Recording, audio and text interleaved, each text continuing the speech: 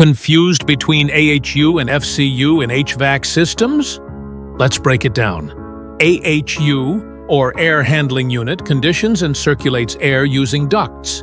It's part of large HVAC systems in commercial buildings. FCU, or Fan Coil Unit, directly cools or heats a room without ductwork.